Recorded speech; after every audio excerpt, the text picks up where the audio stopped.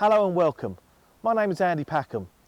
I'm currently employed by Sussex Transport, based in Lancing, West Sussex, as a lifting and training manager. I have over 25 years experience in the lifting and crane industry and currently also sit on the ALMI Executive Forum Committee. Today we decided to make a short video to explain some of the most common questions we get asked when clients make a phone call to the office. If you do have any questions at the end of this video, please do not hesitate to contact us on 01903 75 1100. Many thanks.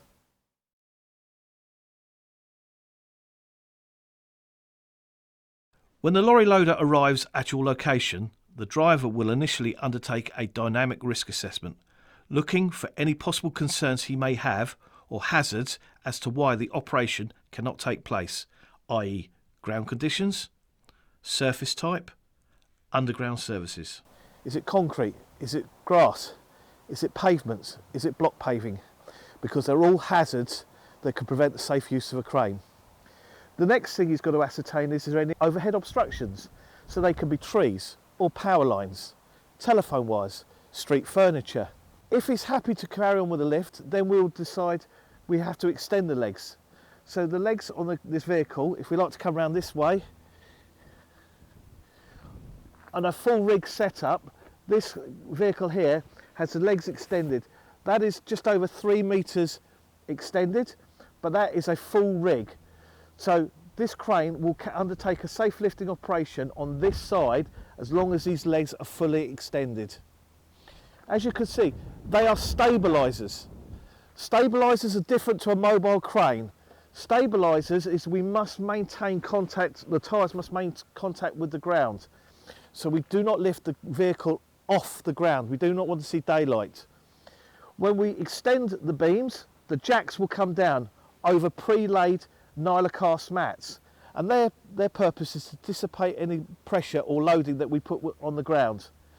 When the driver puts pressure on the ground, again he will carry out a risk assessment to see if there is any movement within the ground. If there is, he will call a halt to the lifting operation.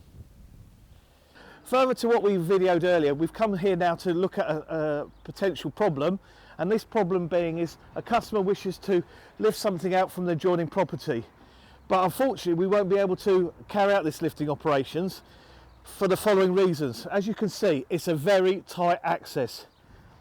We're unable to get the legs extended to rig the crane. We have tarmac, so the issue is with the tarmac in the summer, it gets hot, it goes soft. Tarmac that's laid on the footpath, is it able to withstand the loads imposed by these stabilisers from this crane?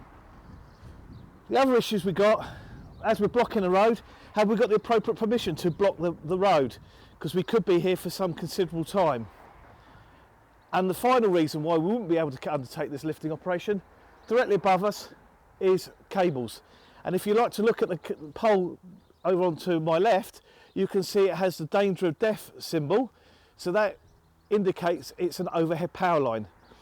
And if you follow the relevant guidance from publications like Look Up, Look Out, they will give you the guidance that we need to be away from overhead power lines.